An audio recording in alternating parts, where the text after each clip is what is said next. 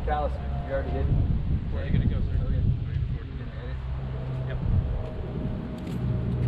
Good morning, everybody. My name is Lieutenant Brian Coca, call sign Fonz. Welcome to NAS Whiting Field, and on behalf of HT-28 and the Hellions and CO Commander Nathan Moore, thank you for coming out for this morning's soft patch and winging ceremony. For those that haven't been to a soft patch before, definitely an informal event. So we'll bring the winger up with an IP.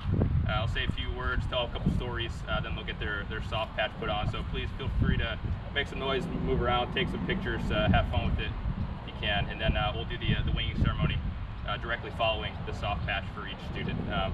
So again, completely informal ceremony, so please make some noise, take some pictures. With that being said, I'll pass it over to CO Commander Nathan Moore. Good morning, everybody. Welcome to this awesome occasion. Just so far away. Why are you standing in the shade? I'll bring a canopy next time, so that way everybody can stand under shade. At least they got some breeze. So today is an awesome day. We're celebrating the culmination of the last 2 years of blood, sweat, and tears poured into your pursuit to become a naval aviator. It's been a long journey. Like I said, started about 2 years ago with API, where you're getting uniform inspections, tests, and all kinds of other stuff, craziness, swims, and everything else. And then move on to primary, whether you're down in Corpus or up here at Northfield flying the T6. Then you were selected, you selected Rotary Wing Aviation. By far the best community that's out there. Came down here to Southfield, where you spent the equivalent of basically a final exam every single day for 8 months straight. Every day started out with a oral brief where you sit down with an IP and they grill you for about 2 hours on systems knowledge, aircraft knowledge, emergency procedures, how they work, why they work. And then you transition into a flight where there's 2 hours of practical application. They take you out and stress you in a controlled environment to help prepare you for the stresses of the world you're about to enter. After 8 months of that, about 107 flights, or 107 events, about 120 flight hours, brings us to where we are today. It is a stressful pursuit. So to the spouses that are here today, it's stressful for anybody going through, but can also be very, very difficult on families. So thanks for supporting your loved one as they went through this journey. Please continue to support them. It is a team sport, as we talked about yesterday with everybody, and they need your help. It's kind of funny that usually a lot of the spouses will know their EPs and corporals as well as their husbands do, or wives do, just because they're at home helping them with flashcards and whatnot. So thanks for helping get them through. There's not a lot of people that have joined the august body of unrestricted naval aviators. We've been at Rotary Wing Aviation for about 7 decades, and there's been just over 35,000. So if you think about that, that's enough to fill up a mid-sized college football stadium. And you guys are going to be the next group of folks joining that awesome tradition. I do want to mention the 2 folks that probably will be seeing this on the video. They'll come by my office as soon as they can come back. Morales and Weibel, who can't join us today due to COVID stuff, we'll make sure that they get a little pomp and circumstance as well, photos and all that kind of stuff, just so they can be a part of the celebration as well. All right, without further ado, let's kick it off with the first student. All right, we'll bring up Lieutenant Greg Callister. Lieutenant Asphalt will be doing his soft patch, and his wife will be doing his pinning.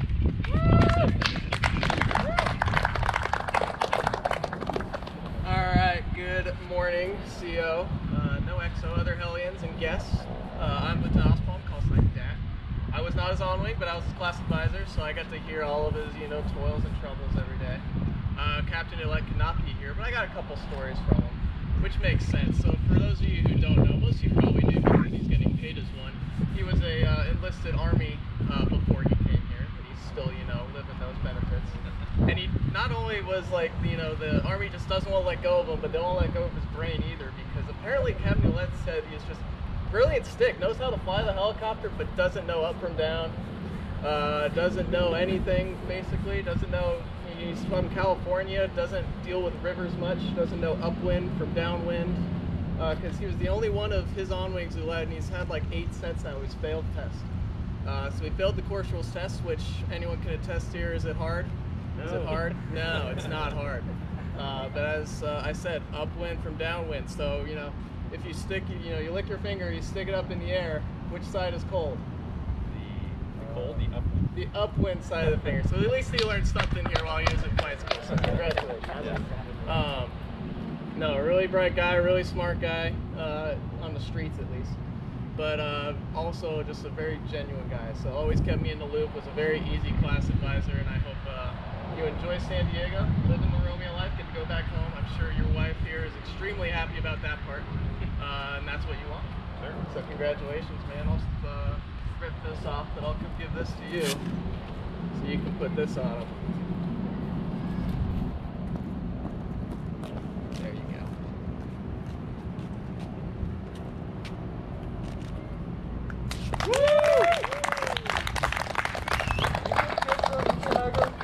Celebrate a little bit. Yep.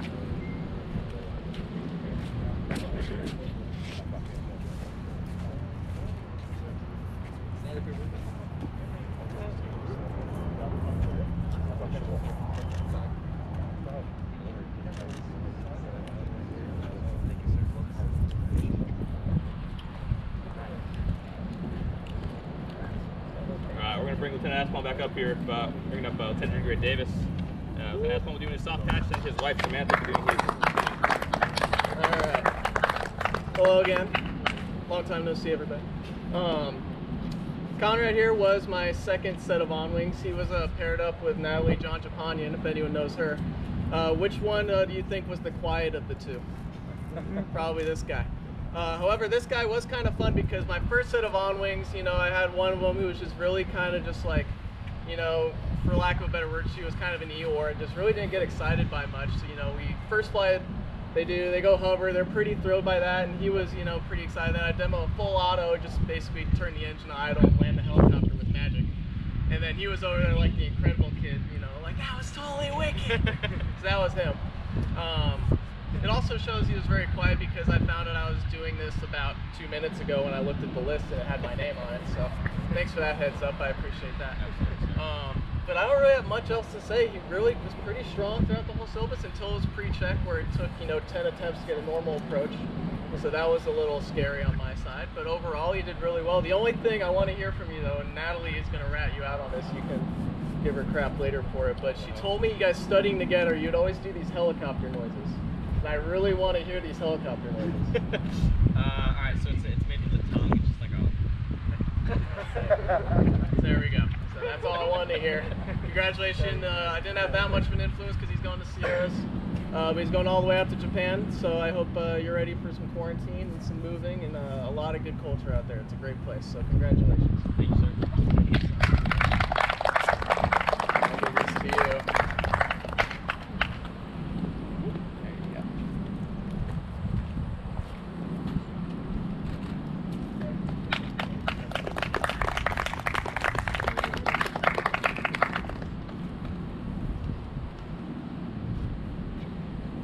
One of the things we talked about yesterday when we got together was call signs.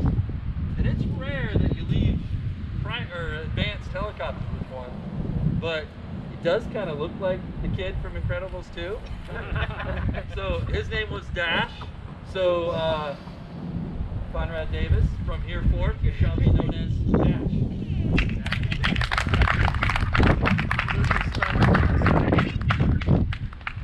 Thanks, sir.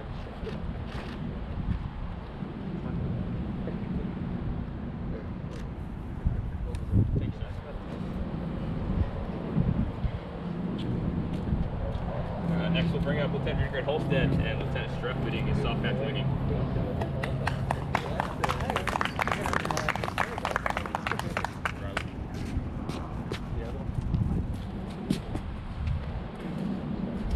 Alright, so I had the not so pleasure of being George's on-wing. So he was one of my later on-wings, and I kind of gotten the hang of things. And he and his partner, Aaron, who winged on the last week, came super prepared. Their first event we had together, crushed it. They did an awesome job, and I was like, finally got some guys who know what they're doing. They're gonna come prepared. It's going to be great. We come to the first flight. I fly with Aaron, his partner first. Does a great job. I'm like, this kid knows what he's doing. I think I figured this out. Perfect on wings. And then came George. And George was not that way. George scared the ever-living crap out of both of us. I think about every flight that we had together, probably. I remember the first flight, like, trying to teach him how to hover. We need to come close to hovering. Not even a little bit close. George is sweating through his helmet. He doesn't know what's going on. I'm like, all right, that's the first flight. It's okay. Second flight, more the same. Third flight, still don't know how to hover. Fourth flight, we still can't hover. And he's come prepared, and he's a hard worker, but the dude can't fly at all. And so I was like sitting down having a conversation with my girlfriend, and I'm like, I don't know if George is going to be able to do it. Like, I like him a lot. He's a hard worker, but man, he could not keep a helicopter in the same spot to save his life. So about 2 days before his check ride, things finally start clicking. I'm able to actually take my hands off the controls for the first time. And I'm like, by God, George, I think you're gonna get it. I think we're gonna make an aviator. So your kind of legend and your story reminded me of another story that I had heard before about the little engine that could. So I read this story. It's about a little engine. It's a really hard worker, even though they're really bad at a lot of things. Okay? So I want to say congratulations. You finished super strong. You overcame everything. It's not easy doing this, as you can attest to. But great job. He's going HSC East, different than me. I think he wants to get in the opposite coast that I went, just to stay away from me. But good job. So I'll put these wings on. Thank you.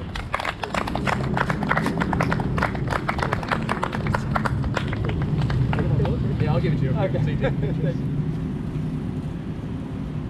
Thanks, sir.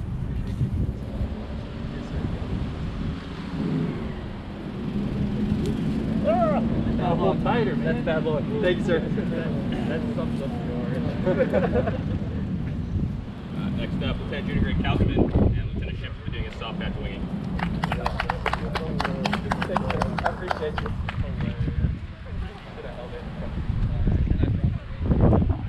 Alright, so I'm Lieutenant Kyle Schiff, call sign Simba. That was my second set of on wings, and the only one I've never managed to scare or impress the entire time. Hovering in the box, first flight, like he was a pro, I started to suspect maybe he had some prior helicopter flight time. I like to finish off the first flight with a little demonstration of 180-degree full auto, no engine out landing. Most students either just freeze up and look at me afterwards like, or they're like, oh, that was awesome, I can't wait to do one.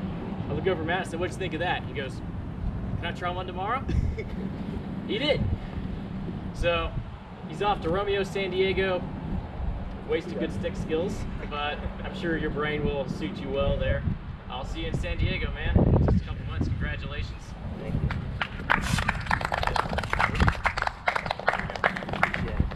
Thank you. Good luck.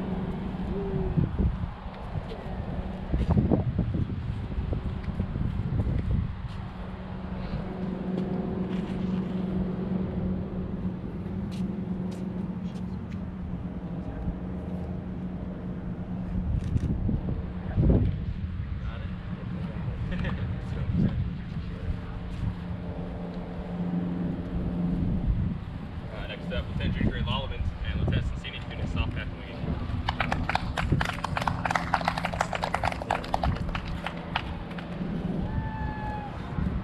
Someone's having a good time. Someone is. All right, good afternoon, everybody, or morning. I am Lieutenant Christian Cincini, and I had the absolute pleasure of being Lieutenant J.G. Lolleman's on-wing. He was a great person to train, great person to fly with, and excellent stick. But our story today does have some very humble beginnings. A lot of you don't know this, but Lieutenant J.G. Lolleman actually had a little bit of a speech impediment when he first showed up, and it wasn't very noticeable.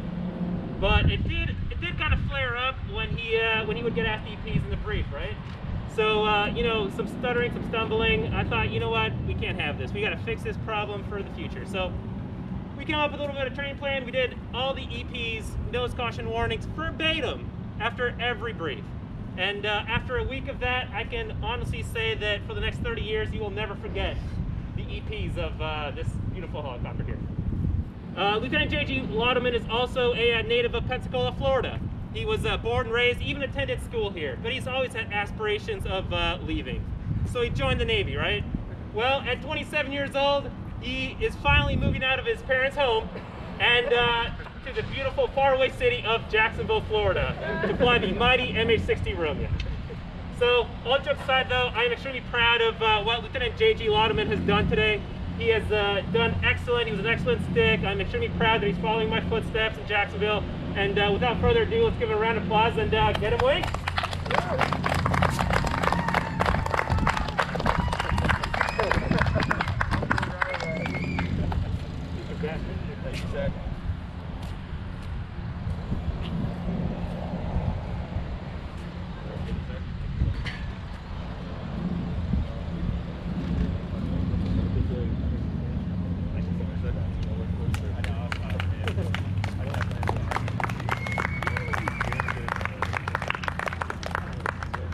Next up, Lieutenant Grade Savage. Lieutenant Styles will be doing his soft patch and his left turn will be doing his swinging.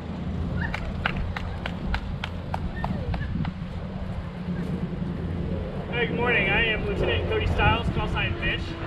Brian here, Brian Savage was my fourth set of on-wings, him and Kira von Steinberg. When I first saw that I was on with an Ensign Savage, or Lieutenant J.G. Savage, I can't remember which it was, I thought, wow, Savage, that's a great name. I could not have gotten a more different on-wing. I've never met a more mild-mannered person than Lieutenant J.G. Savage. So that's just really interesting. Whenever you are a instructor for the Bravos, you get a lot of on-wings. And as you're flying with them, you start to like write down things they did, because 9 months later, you have to give this presentation, and you should have something written down. For both Kira and Brian, I have absolutely nothing written down. I think that's either because they were such good students and such good on-wings that they didn't do anything that was really that noteworthy, or they were such atrocious on-wings that I was too tired and too scared to write anything down afterwards. So I'm probably going to go with the second. But Brian here is headed off to Norfolk, his very first choice, flying the 53. So all of you guys over there are idiots. He's going to get per diem, while you guys have to pay to be on deployment. He doesn't ever have to go on a boat. Chris Curry has 12 total days underway. That's what Brian's going to. First choice going out to fly the mighty 53. I'll take this. Congratulations, man. Thank you. And we'll go to Norfolk. Thank you. Give him a big old hug.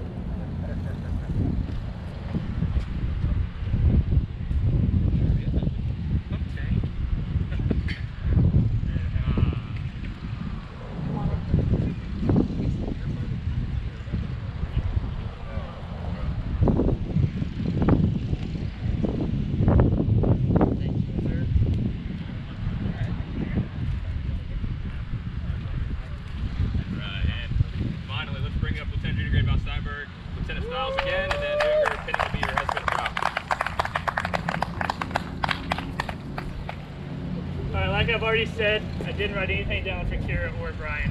We did get to go on a cross country out to Tampa together. That was pretty entertaining. Went out to Gasparilla, Pirate Fest, so had a good time out there. The one thing I remember about Kira is the very first brief, very first FAM 0 day, we're sitting down, talking, getting to know each other. And she's like, yeah, my husband is from Brazil. He's a mixed martial arts instructor. He's got like 37 black belts, blah, blah. And I'm like, I get it. If I fail you, you're going to have your husband beat me up. So she mentioned that a few times. But very solid stick, even better studier. One of those on wings that you're really glad to have, because when it comes solo day, you're like, I don't have to be that worried. She's going to pass. So that was actually very nice. Heading out to Hawaii through San Diego or Jacksonville? So Jacksonville and then Hawaii in about a year. So she's going to go out and fly the MH-60 Romeo, probably the best helicopter in the fleet. This is for her husband here.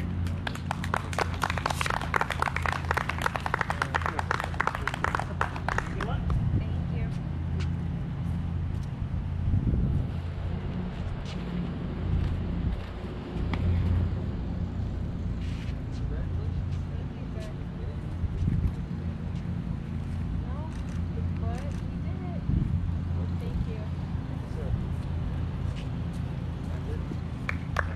One more big round of applause for all of our wingers.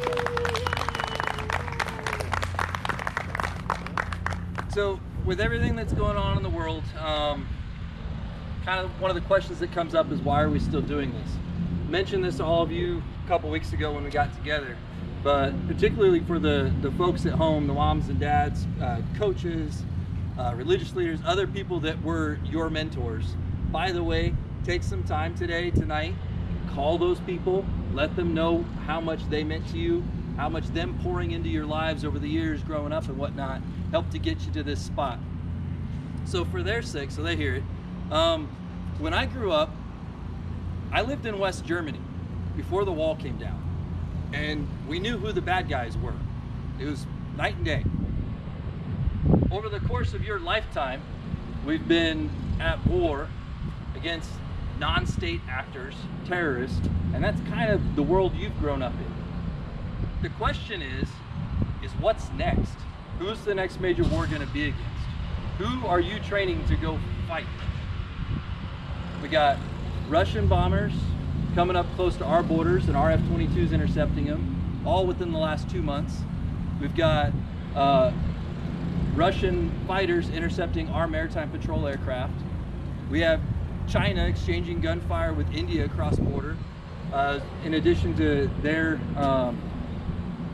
sinking Vietnamese fishing vessels and whatnot in international waters.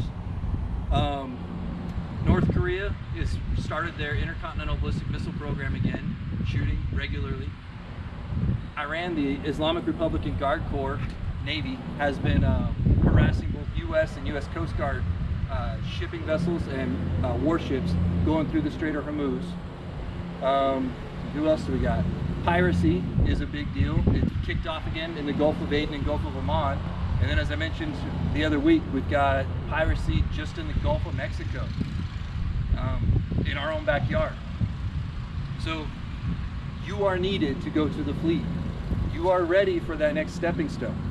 Thanks to some of the best instructor pilots in the world who know their craft and have trained you to get you to laid that solid foundation that you're now going to go to the FRS, and the FRS is going to build upon that so that you can go in harm's way, because your nation needs you to do it. So thank you for putting in all the hard work and effort to get to this point.